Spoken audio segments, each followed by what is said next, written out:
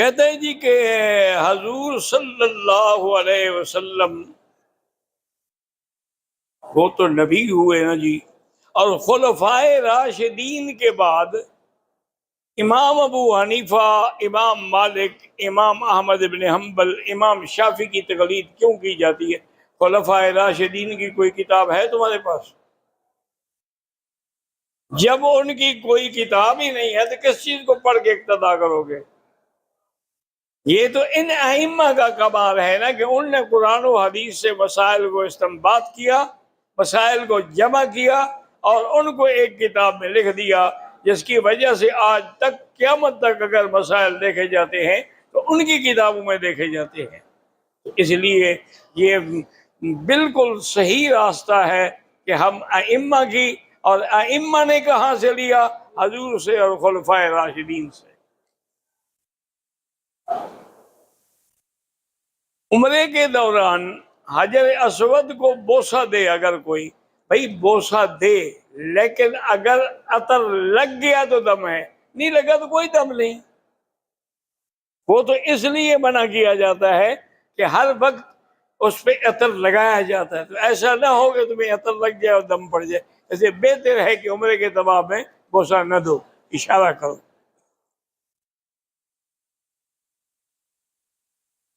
طواف کے کسی چکر میں میں اشارہ کرنا بھول گیا، کوئی بات نہیں، پہلا اور آخری ضروری ہے، درمیان میں نہ بھی کرو تو کوئی فرق نہیں پڑتا۔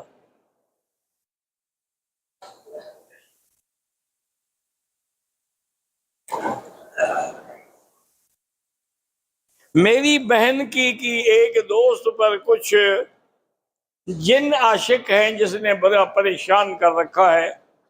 میری بیٹی اس کو کہیں کہ ٹیلی فون میں سورۃ البقرہ فیڈ کر لیں، اور اس کے بعد اس کے ہیڈ فون دونوں کانوں میں لگا کر وہ سورۃ البقرہ سننا شروع کرے۔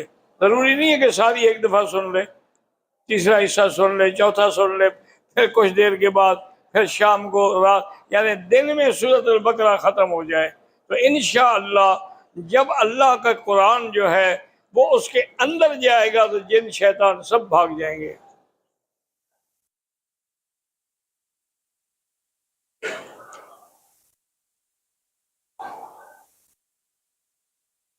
میری بیوی کا احرام کے دوران میں پاؤں جو تھا نا وہ رپٹ پہ ہو گیا، مجبوراً ہم نے سوڈا کریم لگائی تاکہ کچھ آرام آ جائے۔ کوئی حرج نہیں ہے، مجبوراً کوئی چیز لگانا، دوا لگانا، اس سے دم نہیں پڑتا، وہ تو بطور خوشبو اگر لگایا جائے۔ کہتے ہیں جی کہ طواف کے 7 چکر کیوں ہیں؟ اس کی وجہ کیا ہے؟ تمہیں کیوں اللہ نے پیدا کیا، اس کی کیا وجہ ہے؟ نہیں، تم جو پیدا ہوئے ہو، تمہارے پیدا ہونے کی کیا وجہ؟ تم اپنی وجہ بتاؤ، یہ میں بتاتا ہوں۔ اللہ کے بندے ہر بات میں اگر پوچھو گے کہ جی مغرب کی 3 رکعت کیوں ہیں اور عشاء کی 4 کیوں ہیں، اس کی کیا وجہ ہے؟ یہ کوئی بات ہے؟ اللہ کا حکم ہے، اللہ کے نبی نے 7 چکر کیے ہیں، ہمارے لیے 7 چکر سنت ہیں۔ اب ایک ایک بات تو ہم نہیں پوچھیں گے نا۔ بہرحال بعض علماء نے تمہارے جیسے لوگوں کو جواب دینے کے لیے بتایا ہے کہ 7 زمینیں ہیں، 7 آسمان ہیں، 7 جہنم کے دروازے ہیں۔ تو جب آدمی چکر لگاتا ہے تو ہر چکر میں اسے اعتراف کرنا ہوتا ہے کہ اللہ کے سوا کوئی نہیں ہے، تو اس پر اللہ جہنم کے دروازے بند کر دیں گے اور اللہ تبارک و تعالیٰ اس کو جنت نصیب فرمائیں گے۔ ایک وقت میں ہم 2 اماموں کی تقلید کر سکتے۔ جب تم اتنے بڑے عالم ہو کہ دونوں اماموں کی فقہ دیکھ لی ہے، تمہیں تقلید کی ضرورت کیا ہے؟ تم کیوں تقلید کرو؟ تقلید تو وہ کرتا ہے نا جو جاہل ہو، جس کو پتہ نہ ہو مسئلے کا۔ تم تو دونوں اماموں کو جانتے ہو ماشاءاللہ، حالانکہ اس کو نام بھی نہیں آتا ہوگا اماموں کا۔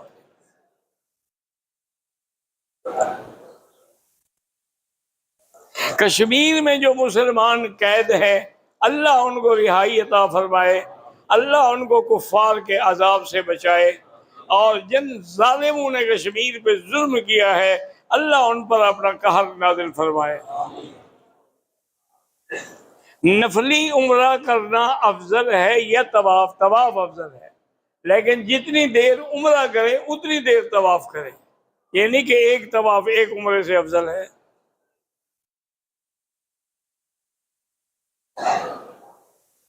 کہتے جی آپ سے پہلے آپ کے والد درس دیتے تھے، ان کے بعد آپ دے رہے ہیں، تو اب آپ کے بعد کوئی آپ کی اولاد میں اللہ پاک چاہیں تو قادر ہیں کوئی پیدا ہو جائے گا انشاءاللہ۔ کہتے جی کہ نماز میں اور ذکر میں لذت آئے، ہمیں لذت کے لیے نہیں حکم دیا گیا، ہمیں حکم دیا گیا ہے تعمیل حکم ہم نے کرنی ہے، اس کے بعد وہ لذت خود بخود پیدا ہو جاتی ہے۔ بہرحال اگر تم اس مقام کو حاصل کرنا چاہتے ہو، کسی اللہ والے کی صحبت اختیار کرو اور تنہائی میں بیٹھ کے غور و فکر کے ساتھ اللہ کا ذکر کرو۔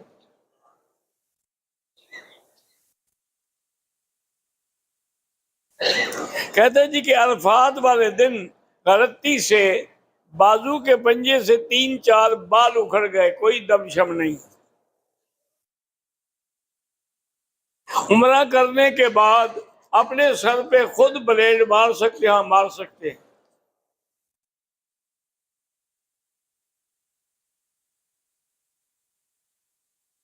اعجاز بھائی نے عمرہ کیا، 1 نمبر مشین لگائی، 2 دن کے بعد پھر عمرہ کیا تو 5 نمبر مشین، مجھے کیا پتا 5 نمبر کیا ہے اور 1 نمبر کیا ہے۔ اگر بال تھے تو ٹھیک ہے، تو اگر وہ پہلے 1 نمبر میں ہی ختم ہو گئے تو پھر کس چیز میں مشین لگاتے رہے؟ اس کا مطلب ہے کہ وہ بال نہیں تھے اور ہم سے مشین پھیرتے رہے تو دم پڑ گئی۔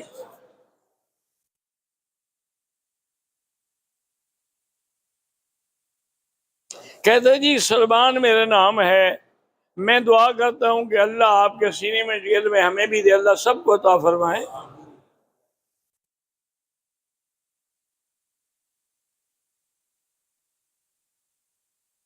میری 5 لڑکیاں ہیں اور 1 بیٹا ہے، انصاف میں کچھ اونچ نیچ ہو جائے تو پھر ان سے معاف کرا لیا کریں، ورنہ پکڑے جاؤ گے، عدل کریں۔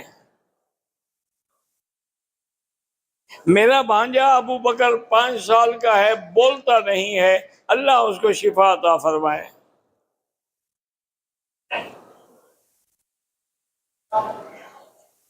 میرا بھائی ہے، اس کو پڑھنے کا شوق نہیں ہے، موبائل کا بڑا شوق ہے، اس کے لیے یہ ہے کہ 2 رکعت نماز پڑھ کے اس کے بعد 1 تسبیح سورۃ اخلاص پڑھ کے اللہ سے دعا مانگو کہ اللہ اس کو ہدایت کے راستے پہ چلا، انشاءاللہ ٹھیک ہو جائے گا۔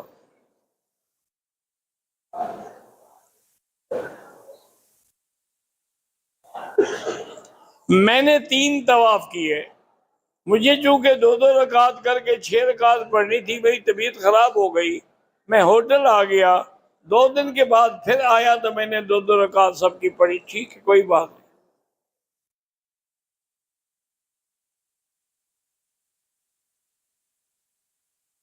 کہتے ہیں جی کہ میں وضو کرنے کے لیے وضو خانوں میں گیا تو ان میں جھاگ کی طرح کوئی صابن تھا جس سے میں نے ہاتھ دھو لیے، اگر خوشبو نہیں تھی تو کوئی بات نہیں، اگر خوشبو تھی تو پھر 2-4 ریال خیرات کرو۔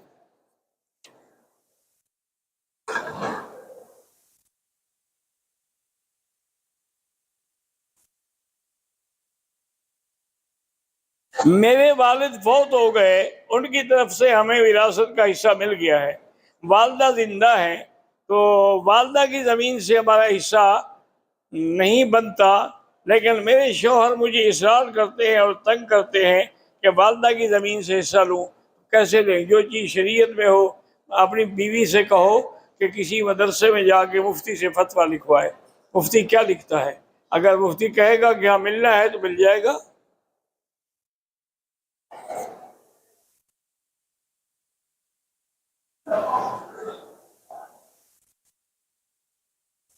بھائی زمزم کا پانی جو ہے، یہاں کولر جو رکھے ہیں، اصل بات یہ ہے کہ زمزم کا پانی بھی سنت یہ ہے کہ بیٹھ کے پیا جائے، لیکن اگر کھڑے ہو کے پی لیں تو گناہ نہیں ہوگا، باقی کوئی پانی کھڑے ہو کے پیئیں گے تو گناہ ہوگا، ورنہ تو زمزم کے لیے بھی یہی حکم ہے۔ حضور کھڑے ہوئے تو مجبوری تھی، کنواں تھا، نیچے بیٹھنے کی جگہ ہی نہیں تھی۔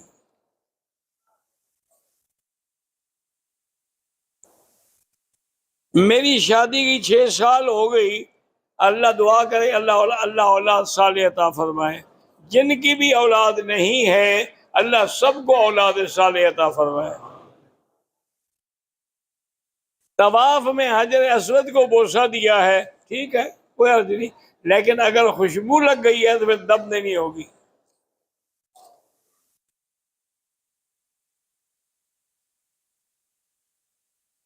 میرے والد صاحب آپ کو بہت چاہتے ہیں، ان کی پریشانی ہے، اللہ ان کو سب پریشانیوں سے نجات عطا فرمائے۔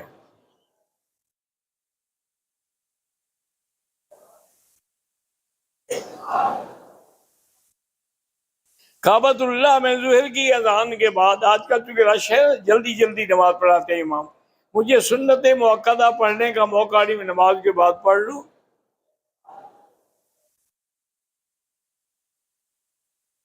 میں طالب العلم ہوں، اللہ آپ کو علم نصیب کرے اور ساری مشکلات دور کرے۔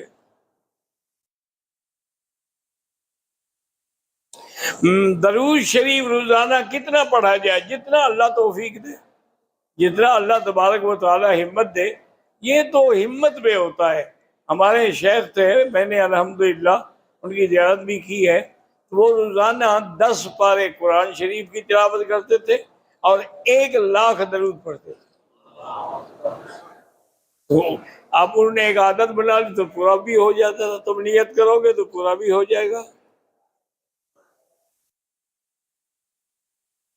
3 4 طواف کے چکر لگا کر ہم آ جائیں پہلے درس سنیں نہیں، پہلے طواف مکمل کرو پھر درس سنو۔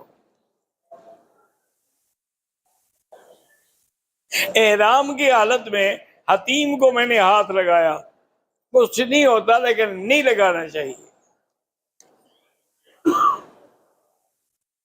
حالت احرام میں میں نے ٹوتھ پیسٹ استعمال کی، اگر اس میں خوشبو تھی پھر تو دم پڑ گئی، خوشبو نہیں تھی بطور دوا تھا تو کوئی حرج نہیں۔ میں نے کنکریاں تینوں دن فجر کی نماز پڑھ کے مار دی، دم پڑ گئی۔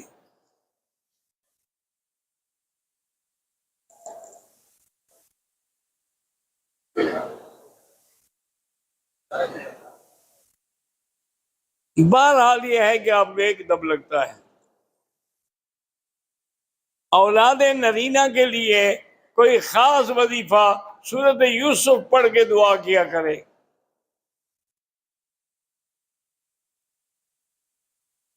حرم میں سب سے زیادہ فضیلت والی تسبیح اور ذکر لا الہ الا اللہ محمد الرسول اللہ، کیونکہ حضور نے فرمایا افضل الذکر لا الہ الا، جب افضل الذکر ہے تو ہر جگہ افضل ہے۔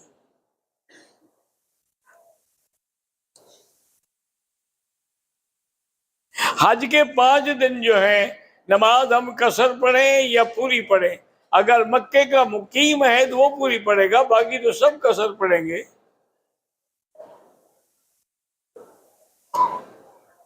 فجر کی نماز کے بعد 2 رکعت واجب الطواف پڑھ سکتے ہیں، نہیں پڑھ سکتے؟ سورج نکلنے کے بعد پڑھیں، عصر کے بعد نہ پڑھیں، مغرب کے بعد پڑھیں۔ اللہ آپ سب کے والدین کو صحت دے۔ اگر طواف کے 2 چکر اوپر کیے 5 نیچے کیے پھر بھی ٹھیک ہے۔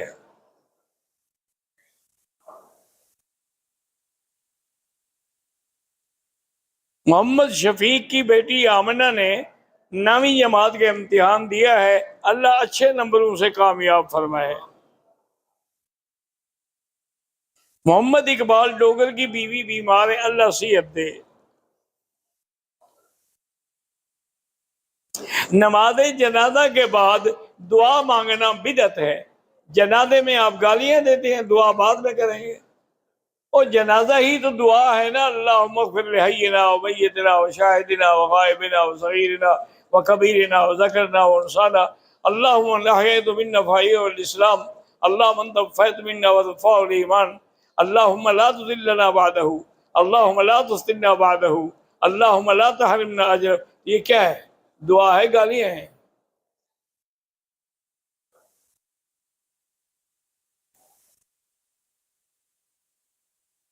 میری بیوی 5 وقت نماز بھی پڑھتی ہے اور عبادت بھی کرتی ہے، لیکن 1 سال ہو گیا میری بات بھی نہیں مانتی اور مجھ سے ملاپ بھی نہیں کیا، تو اس کی عبادت کا کوئی فائدہ نہیں۔ عبادت تب ہوگی جب خاوند راضی ہوگا۔ اسی لیے حضور نے فرمایا کہ اگر ایک عورت مر جائے اور اس کا خاوند اس پہ راضی ہو تو وہ جنت میں جائے گی، ورنہ نہیں۔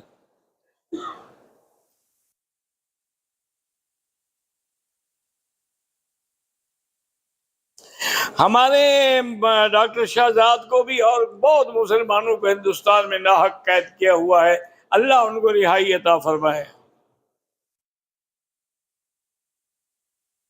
ہم ایک ہوٹل میں ہیں، وہاں ہمیں زمزم کی بوتلیں ملتی ہیں، کیا ہم ساتھ لے جائیں؟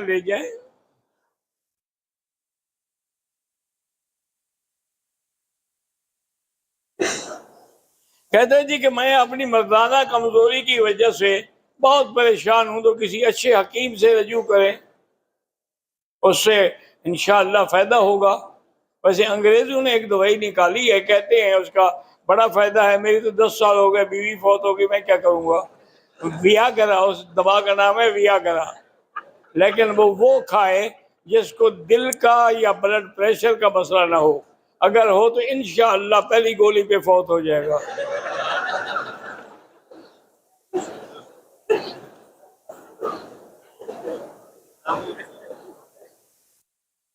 میں جب دعا مانگتی ہوں تو اپنے بچوں کے لیے مانگتی ہوں، ٹھیک ہے، لیکن سب کے بچوں کے لیے مانگا کرو۔ دعا عام ہونی چاہیے، اللہم اغفر لجمیع المسلمین والمسلمات۔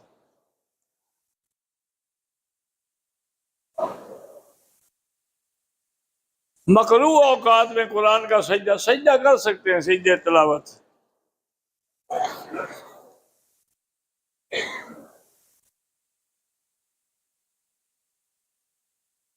مسجد نبوی میں افضل عبادت نماز کے بعد سب سے زیادہ درود شریف پڑھیں، وہاں جتنا دن رہیں۔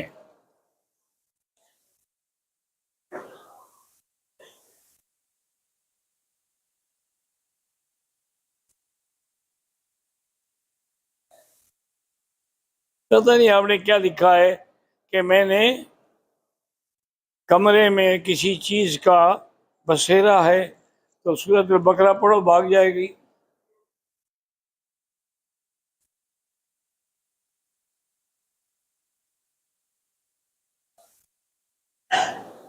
میں نماز پابندی سے پڑھتی ہوں، لیکن میرے بچے چھوٹے ہیں، میں نماز میں بعض اوقات جلدی کرتی ہوں کہ چھوٹے بچوں، ٹھیک، کوئی حرج نہیں، لیکن پڑھا کرو نماز۔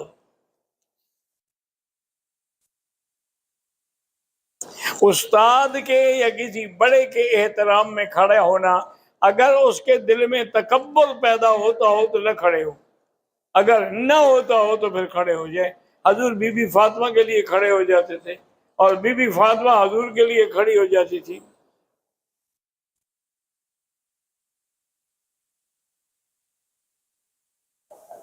جو آدمی اپنی بیوی کو لوگوں کے سامنے بلا وجہ ذلیل کرتا ہے تو خود بھی ذلیل ہوگا، یہ اس کی ذلت نہیں ہے؟ بہرحال توبہ کریں، استغفار کرو۔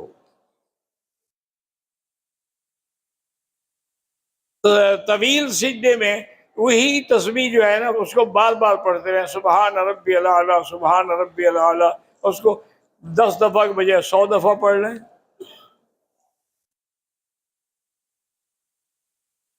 اگر کسی نے غصے میں طلاق دی ہے، ہو گئی، کیونکہ طلاق محبت میں بھی کوئی دیتا ہے، جب بھی دے گا غصے میں ہی دے گا نا۔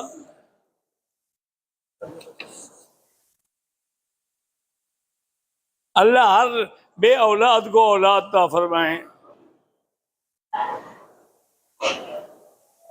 کہتے ہیں جی کہ حرم میں ہر نماز کے بعد بڑے چھوٹے کے جنازے ہوتے ہیں، تو آپ وہی نیت ہے جو امام کے پیچھے کھڑی ہے، آپ بس وہی کافی ہے، اور وہ سب کے لیے ہو رہی ہے دعا۔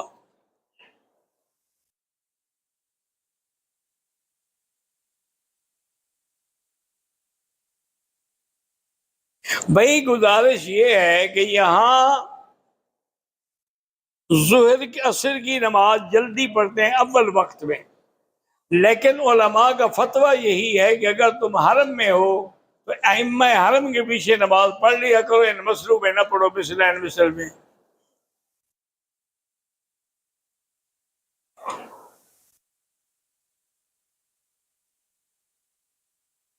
طواف کے دوران نماز کی صفیں بننی شروع ہو جاتی ہے۔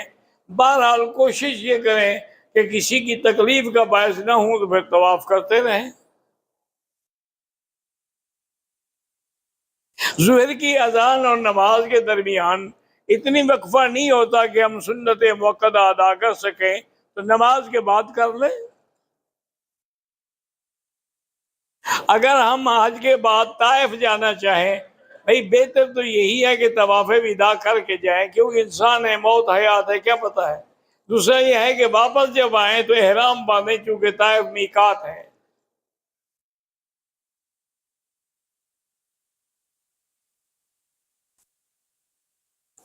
بھائیوں سے کچھ اختلاف ہے، میں ختم کرنا چاہتا ہوں، وہ نہیں کرتے، ان کا گناہ قیامت میں ان پر ہوگا، آپ کوشش کرتے رہیں ختم کرنے کی۔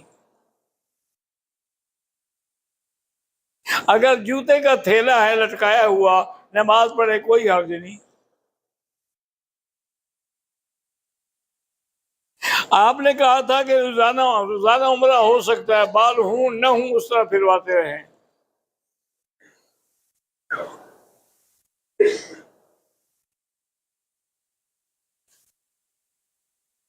اگر ایک عورت جو ہے مدینے سے چلی ہے لیکن راستے میں اس کو حیض آ گیا، وہ نیت عمرے کی کر چکی تھی، تو ابھی احرام کی پابندی اسے رہے، اور جب پاک ہو جائے تو عمرہ پورا کرے۔ عرفات کے دن ہم نے میدان میں جب حمام میں گئے تو وہ سفید سا جھاگ سا صابن تھا، اس سے ہاتھ دھو لیے، 2-4 ریال خیرات کرتے ہیں۔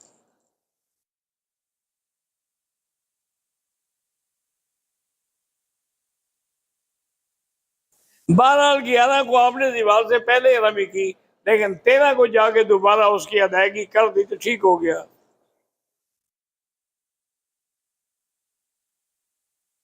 طواف وداع سے پہلے عمرہ کرنا چاہے کر لیں۔ دوسرے عمرے کا احرام جو ہے ہوٹل سے نہیں، مسجد عائشہ سے باندھنا ہوگا۔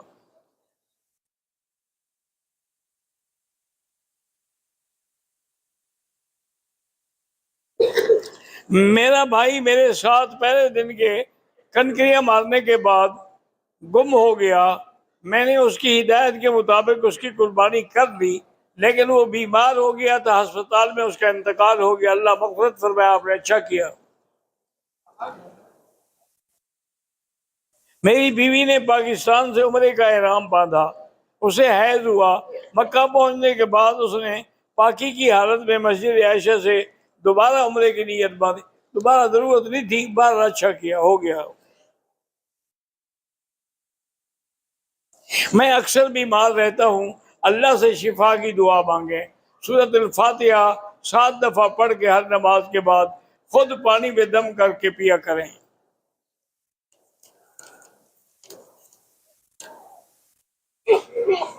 میرا بچہ ذہنی کمزور ہے، اللہ شفا دے۔ میاں بیوی میں جھگڑے ہوتے ہیں تو اللہ کا نام ہے یا لطیف ہو یا ودود، یہ پڑھ کے دعا کیا کریں، انشاءاللہ جھگڑے نہیں ہوں گے۔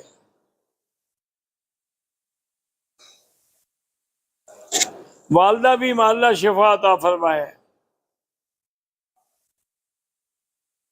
مغرب سے پہلے ہمارا طواف مکمل ہو گیا، اس کی 2 رکعت مغرب کی نماز کے بعد پڑھیں۔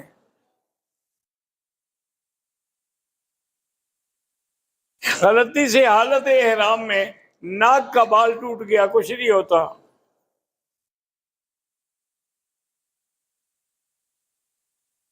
حرم میں جو بچوں کی جنازے میں آتے کو بھی طفل کہتے ہیں، تو ایک ہوگا تو طفل کہیں گے، زیادہ ہوں گے تو اطفال کہیں گے۔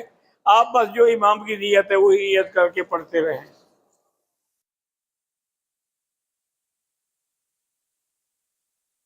کہتے ہیں جی کہ توحید وجودی اور شہودی یہ صوفیوں کے مسئلے ہیں، ہم نہیں جانتے۔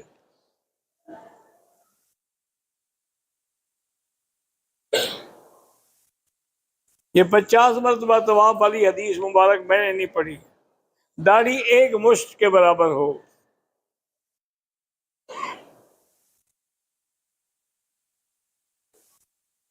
بہرحال اگر کوئی آدمی مکے کی زندگی میں وہ حجر اسود کو یا رکن یمانی کو ہاتھ لگا تو کوئی بات نہیں، اشارہ کیا وہی بوسے کے کیا مقام ہے۔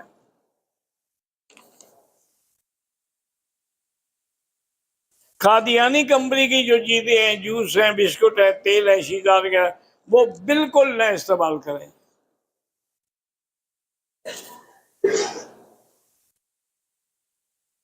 ایک بندے نے اوپر طواف کے 3 چکر کیے، باقی 4 چکر نیچے آگے کیے، ٹھیک ہو گیا۔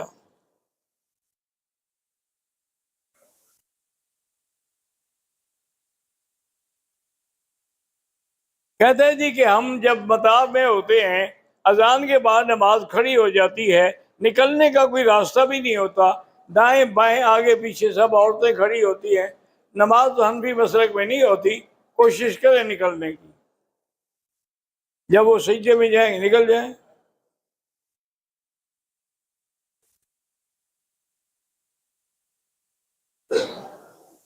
مدینہ منورہ میں ہم نے نماز پڑھی، بعد میں ہمیں پتہ چلا کہ ہم امام سے بھی آگے کھڑے تھے تو نماز نہیں ہوئی۔ ہمارے علاقے بلوچستان میں 2 گروہوں کی لڑائی ہے، اللہ ان کو آپس میں اتفاق اور صلح نصیب فرمائے۔ میری ماں اور بہن بلڈ پریشر کی مریض ہیں، اللہ شفا عطا فرمائے۔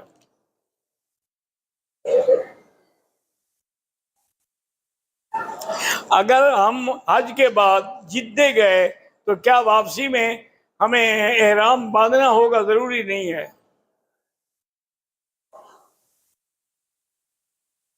طواف زیارت کے بعد صفا کے لیے بغیر استلام کے صفا کر لی ہو، ٹھیک ہو گئی۔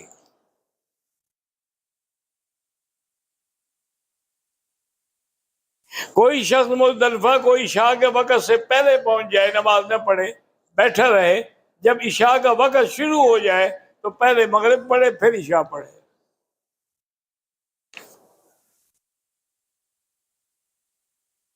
میرے بیٹے کی شادی کو 10 سال ہو گئے، اولاد نہیں ہے، اللہ اولاد عطا فرمائے، سورۃ یوسف پڑھ کے دعا کیا کریں۔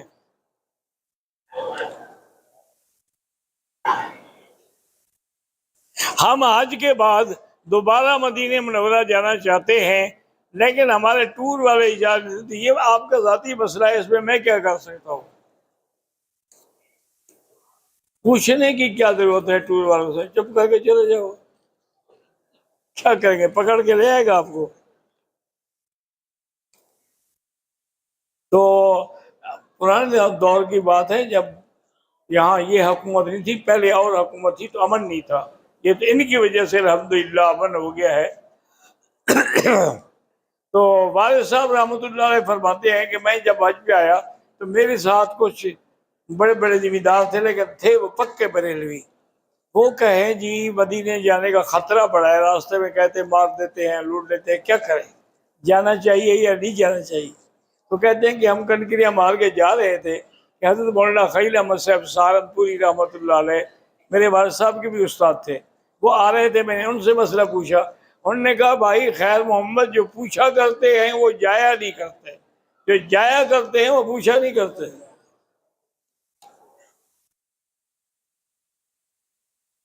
نہیں، ہم سب کے لیے دعا کرتے ہیں، اللہ سب گھر والوں کو اتفاق دے۔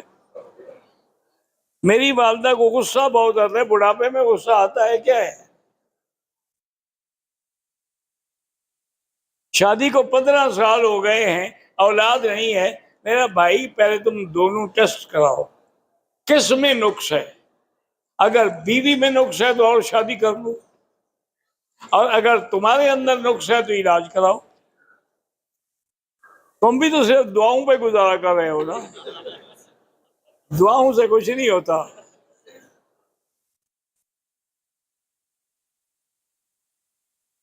اگر سحری ہو رہی ہے، ٹائم تھوڑا ہے، ہم نے سحری کر لی لیکن غسل جنابت بعد میں کیا، کوئی حرج نہیں۔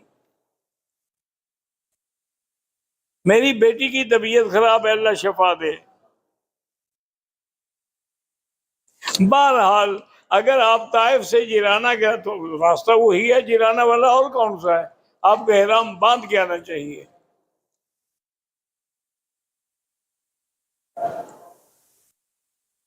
حج سے پہلے یا بعد میں مکے میں 13 دن قیام ہے، اگر سب ملا لیں تو پھر آپ نماز پوری پڑھیں گے، ورنہ قصر پڑھیں گے۔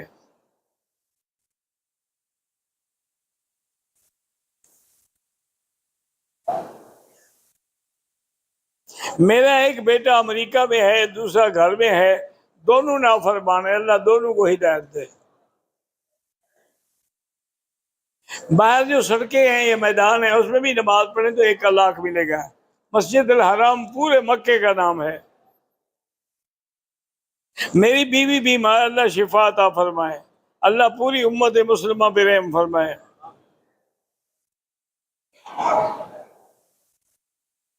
بھائی آپ نے 11 کو زوال سے پہلے کنکری ماری، 12 ذی الحجہ کو ظہر کے بعد کنکری ماری، واپس عزیزہ آ گئے تو پھر ہمیں پتہ لگا، پھر 13ویں ذی الحجہ کو اس کا اعادہ میں نے کر لیا، ٹھیک ہو گیا۔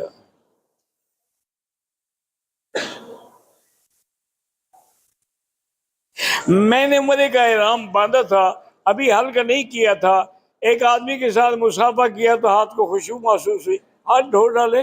آپ نے تو نہیں لگائی نا، اس نے لگائی ہوئی تھی۔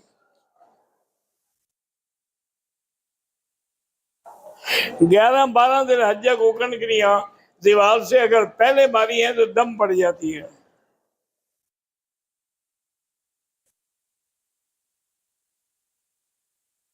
یہ پہلے بھی پوچھا جا چکا ہے یار، پھر وہی دے دیتے ہو۔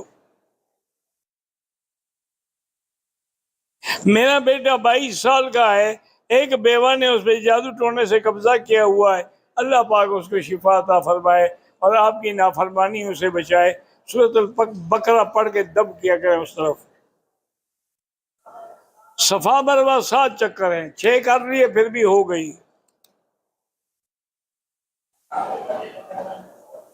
مجھے اللہ نے اولاد دی لیکن واپس لے لی، اس کی مرضی ہے، وہ دیتا بھی ہے لیتا بھی ہے، اللہ مزید اولاد عطا فرمائے۔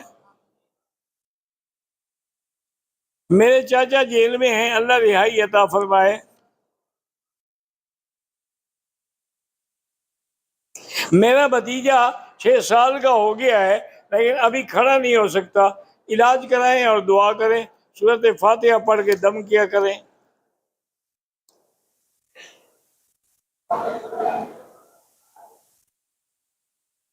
بہرحال کسی نے میرے ہاتھ پہ چیک کرنے کے لیے پرفیوم لگایا، اس کو دھو ڈالو، کوئی دم شم نہیں، ورنہ 2-4 ریال خیرات کر دو۔ احرام کی چادریں اتارنے کے بعد میں نے کپڑے پہن لیے، حلق نہیں کرایا تھا، تو بعد میں مجھے پتہ لگا، پھر میں نے حلق کرایا، ٹھیک ہو گیا۔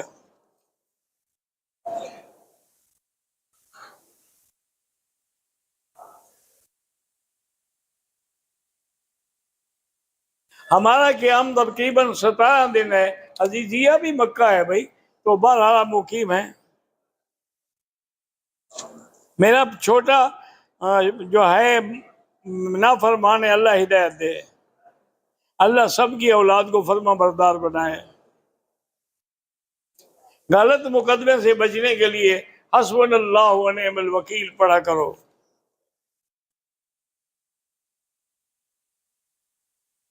پاکستان کے ٹرانسپورٹر جو ہے وہ سم کارڈ دیتے ہیں، اگر مفت دیتے ہیں تو استعمال کرو، یا ان کا کوئی وجہ ہے تو مجھے پتہ نہیں۔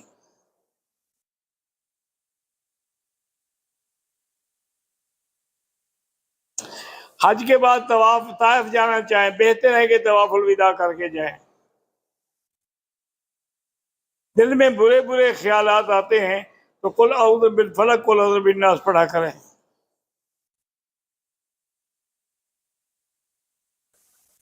احتیاطاً اگر ہم کوئی دم دے دیں، دم نہیں ہے، خیرات کر دیں، ایک دم ایک بکری۔ امام کے پیچھے ہوٹلوں میں جو مسجدیں بنی ہیں، اگر اگلی صفحے نظر آتی ہیں تو نماز ہو جاتی ہے۔ میرے سر میں بے چینی اور درد رہتا ہے، درد کا علاج سورۃ فاتحہ ہے۔ ہمارے ملک ہندوستان میں اسلام کے خلاف قانون بنائے جا رہے ہیں، اللہ تبارک و تعالیٰ مسلمانوں کے عقیدے کی حفاظت فرمائے اور اللہ تبارک و تعالیٰ ان ظالموں پر اپنی قدرت سے قہر نازل فرمائے۔